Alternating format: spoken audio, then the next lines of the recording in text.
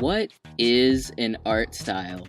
Well, this is a topic that has been brought up to me many times over years. So, let's get right into it, Fruityume edition, shall we? An art style is what an artist uses to reflect what is inside of their mind. It shows us the way an artist personally sees things and wishes to portray them. Have you ever heard of handwriting analysis? It's basically the same thing. The way a person writes will reflect a lot about them, just like the way a person draws will reflect a lot about them. Everyone has their own writing style or art style by default, and this style can also be manipulated when done consciously. The first time you learned to write, it was probably very messy and you learned it from copying what you were shown, or by using those papers where you trace the letters. The same is true about drawing, and as you learn how to draw, you can eventually stray from just copying what you see and instead hone the development of the style that you prefer to draw in. Drawing in your art style is something that should feel fun for you and should make sense to you as an artist. Doing something that only you can do is a massive strength to have as a creator and also as a person. So what makes an art style important? Let's get one thing clear right now. No one is the best artist. Every artist makes different art, and it's about what kind of art you want to make. The whole phrase that says, no matter what you do, there will always be someone who does it better than you. No! What gives you strength as an artist is having your own art style, and that's your strength. No one does your style better than you. Having an art style is important because it's what lets you look at something and go, it's an anime. It's Cal Arts. It's Cal Arts. An art style is how we recognize what something is. You could also think of it like choosing a font.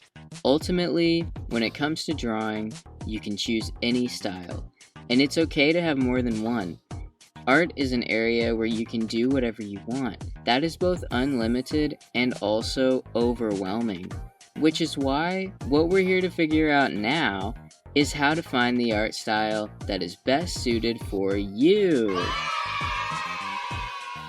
The first thing you're going to want to ask yourself is, what is your art for? Will you be animating in this style? Will you be drawing detailed illustrations, or maybe simple ones? Do you plan to make readable drawings like icons, sprites, or logos? Are you just drawing for fun? These are all things that will influence the way you draw. Basically, everything in art is on a scale from simplified to realism. And a good place to start is by figuring out where on this scale you want your art to be, and this lets you know how you want to depict everything. You can also make this decision by choosing what you want your art to focus on. If expressions are something you want to focus on, this could result in a style with a larger head or larger facial features. You may want to put more detail into certain facial features and omit other ones. These are decisions that will draw the focus towards a specific part of the character. If poses and motion are what you want to focus on, this will result in a style that has more emphasis on the character's actions. You may want to exaggerate certain parts of the body, or add heavier detail to areas that depict body language. These are also things that will influence the vibe you want your art style to have. Your style can convey whether you are feeling quirky, or spooky, or anything you want, really. The reason why simpler things come across as being more goofy is because it is much easier to not take something seriously when it looks like this, as opposed to something that looks more like... Switching dramatically between art styles is another way to use this as comedic effect. Now that you've established what your art is for and what the focus of it is, it's time to do some exercises that will build your sense of aesthetic. You likely already have some aesthetic preferences and things that you like or feel inspired by, and those are extremely important. The reason why they're important is because they can show you exactly what your preferences are. The rule here is that you do not copy, you analyze. If you copy a style you like, you will end up doing exactly what it sounds like, not having your own style. So, a good exercise for identifying your aesthetic goes as follows. Gather all the things you like, not just one thing, because you can't cook with only one ingredient. What you're going to want to do is take a moment to identify what you like about all these things. What do all of them have in common? Why do you like them? What are the elements that make up these things? Make a tier list of them if you want. When you are able to break these sources of inspiration down into elements, it's going to allow you to look at their pieces. When you see the pieces clearly, you can see the ones that stand out to you, and you can take those pieces and start to build your own style with them. And when it comes to sources of inspiration, it doesn't just have to be visual art. It can be anything that inspires you. This can be a feeling you want your style to have. This can be music. This can be anything that resonates with you that you want to incorporate into your art. There is also another option. Something else you can do if you're feeling quirky is do the opposite of this by gathering all of the things you dislike and analyzing those as well. That way, you can see what it is you dislike about them, and further enforce your sense of aesthetic by doing the opposite of those things. What don't you like about it? What do you wish it did that it isn't doing?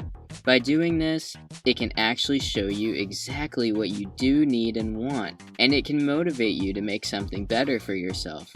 Something I always like to do is create some sort of collection, whether it be a pin, album, mood board, playlist, or any method of organization that you prefer, which contains sources of art that you feel inspired by or that you like some sort of stylistic elements about. Doing this is a really great way to see all the elements working together, similar to the way you'd see them in an actual art style. Once you've gathered your sources, the way to analyze them is by breaking down their elements. Elements can be things such as expressiveness, blocky shapes, bubbly shapes, line art, line weight, readability, fluidity, or any individual aspect of a style that you were able to isolate or pinpoint. Basically, what you're doing here is dissecting a style to find all the individual parts that make up that style. Because that's exactly what an art style is. When you are able to identify the elements you prefer, blending all your personal preferences together is how you get your own art style. And if you end up blending elements that are completely different from one another, you will likely end up with something really interesting. So, now that you've done all of that and you have your pieces, it's time to build. So let's get an example of what this looks like. Let's create a style. How about we start by choosing one thing? Let's take those pieces you got and let's use them to build some eyes. Based on what your preferences are, the eyes of a character can be as significant as you want them to be. After choosing where your style falls in terms of focus and the cartoon spectrum, this will let you know what size your eyes should be. Now, when it comes to details, eyes can be extremely detailed, or they can be as simple as 2 black dots or 2 circles colored in white. Depending on the level of realism you're going for, this will also affect the shapes you use to draw your eyes. Making these decisions is a lot like character customization. What you're doing is going to each part individually and choosing the one that suits you, because using different shapes and levels of detail will result in conveying different styles that represent different things. And this is exactly what you're going to want to do with each aspect of your style. You can do this with every single element and piece of your art style. The eye thing is just one example. And if you're really indecisive like I am, you can always just focus on one element at a time and put the pieces together. Maybe you already know how you want to draw hands, so instead you can spend more time figuring out how you want to draw ears, and just draw some ears by themselves without everything else getting in the way. Something else I like to do with my art style is change it up a bit. It's okay to have more than one art style with some variation.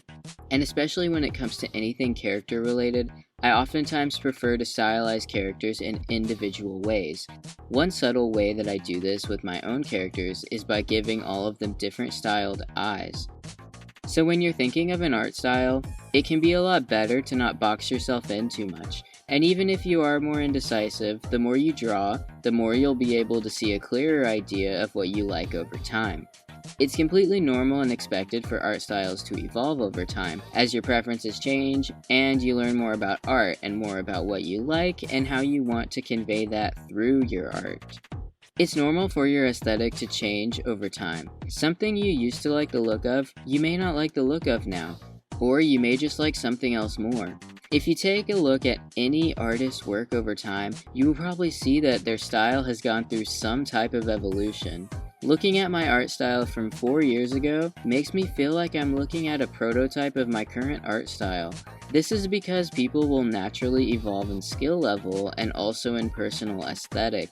Your clothing style has probably changed over time. It's likely that you wouldn't wear the exact same thing that you wore many years ago.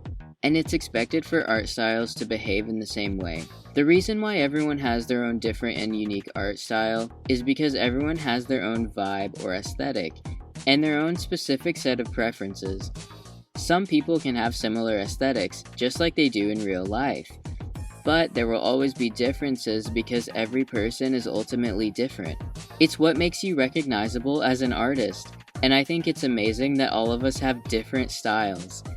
Once you've made some art style decisions, another thing I really enjoy doing is testing it out by choosing a subject that is not my character and finding ways to stylize the character differently in my own style. I refer to this as a style establisher, which I often refer back to when translating other subjects into the style I prefer to draw in. Drawing outside things in your own style is also a really good way to highlight the difference because you have something else to compare it to. And it lets your mind consciously find the ways you want to change it to suit your own style. Well, that's all there is for me to say about art styles for now. The rest of it is up to you. Yippee! If there's something in particular you'd like to see me make a video about in the future, don't hesitate to let me know in the comments.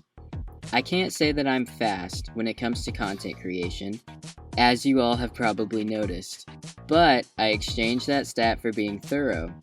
Thank you so much for checking this video out, and I really hope it can help you to understand and think about art styles in a new way.